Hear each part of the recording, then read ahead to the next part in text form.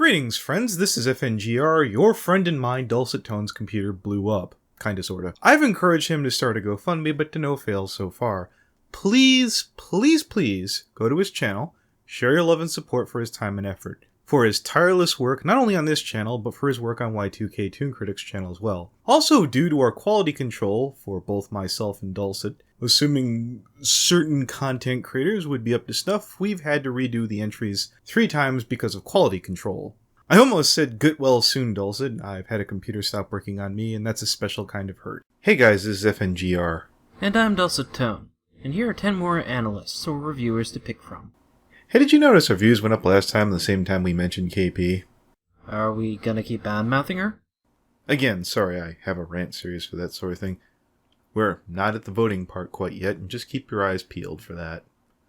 Sorry about that last video, it was pretty lazy and stupid. Well, of course it was. I wasn't in it. FinThePony, Flutter Brutter. Rarely do I come across an episode where the structure of the story is one of its highest points. Not only is the pacing in this episode as fluid as it can be, with every major event being given the perfect amount of screen time, but the way that the conflict just continues to build and build as the time goes by makes it a really engaging watch. Zephyr moves into Mr. and Mrs. Shy's house, causing Fluttershy to assert herself on their behalf. It works for a little while, but then Zephyr decides to move in with Fluttershy. She pushes him to get a job, but when that plan fails, she has no choice but to kick him out. And after a touching and tender moment between Big Sister Shy and her little bro, Zep finally has his much-awaited moment of triumph. I gotta give this episode major kudos because this could have easily just been an episode where the entire runtime was spent on Fluttershy simply forming the courage to face her brother. Lightning Bliss reviews The Gift of Maud Pie. With Pinkie Pie, however, she is more open to everything and anything new. Rarity's thirst for new locations and exposure is exciting to her, and as long as her friends are excited, so is Pinkie Pie. This means that when it comes to Rarity, she's able to be herself comfortably without the concern or ridicule from her other friends. So with this mixed in, the two bounce off each other very well to the point that the humor is so addicting. Grey Silvermane, spice up your life. Still, in the concept of Veblen goods, quality is completely omitted for the price and exclusivity. You can literally slice an apple in equal halves, and a Veblen seeker will pay 10 times more for the expensive half just because it's more expensive. In fact, it outright encourages raising the prices for stats sake. And while I wouldn't say that the episode dumbs down everything, it does simplify a lot to prove a point. Brawny Buck, Stranger Than FanFiction. So I'll never understand how some people can see value in the trade-off of disliking someone over such a trivial disagreement. Even if they are right, all they've done is take a perspective which could have been educational and used it to lord themselves over others for the sake of vanity. All this selfishness does is create hatred. Not only that, but whatever you could have taught someone through your perspective will never be absorbed. Even if they receive the same message from someone else in the future, there's a good chance that they'll reject it simply because it reminds them of your pretentiousness. GoldenFox, Party Pooped. The episode's plot has an identity crisis. Arguably, we have the main 6 trying to please the Yaks, but while that's one conflict, Pinkie's journey to reaching the Yak-Yakistan and then being launched back takes a huge chunk of the episode, making the turmoil of the Yaks not being as nearly focused in the middle half.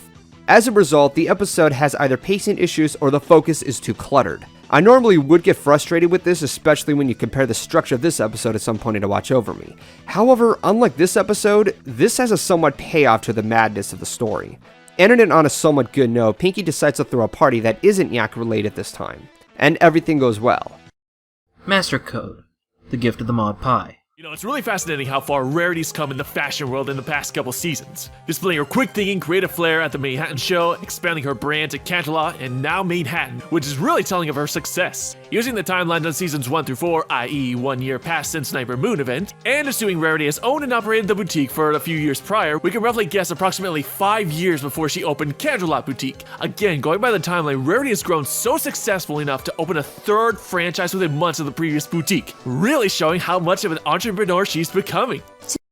JohnyWiz, Stranger Than FanFiction. Nerdy conversations I do know, and it's so relatable. Like when you see a random person and they're in your fandom and they're as learned as you in it. Bam, pow, you're instantly best friends. Definitely friends. Where it gets real for me is when RD and Quibble disagree. Rainbow says all the books are great in her mind, but Quibble says he only likes the first trilogy. This instantly reminded me of Star Wars and how some people are OG purists and stuff, and others just fangasm at anything Star Wars related. This happens in every fandom, including the Brawny fandom. Spirit Productions, Stranger Than FanFiction. Dang, that's the smallest con I've seen. It's literally being held in a single room and there's only 27 ponies in total. Unless this is just a glimpse and there's actually several rooms for the convention.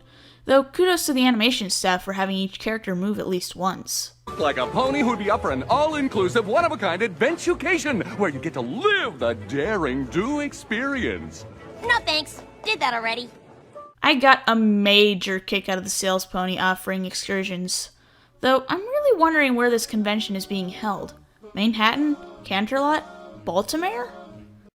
FreedomFlash, Stranger Than FanFiction. The convention segment has everything, from varied art styles to weird pillows to that most ancient of traditions, the stupid fan argument. Which is excellent, because the story has a fantastic moral. You can agree to disagree. Quibble and Dash have very different opinions of the books, but by episode's end they've resolved that that doesn't matter. They can still be friends. Ladies and gentlemen, I present to you a healthy fandom relationship. Dulcet Tone. Hey, I know that guy. Stranger Than FanFiction. In this temple, we see colorful depictions of ponies and other creatures such as snakes and griffins. As many ancient cultures did, the Mayans used carvings to tell about and preserve the past. Even Quibblepants recognizes it. These two both have earth ponies fighting serpents. These two have Pegasi fighting griffins. These two have unicorns fighting bears, but this one has an alicorn on it. Except he's wrong. This pony is defending against the flames of a fire-breathing snake.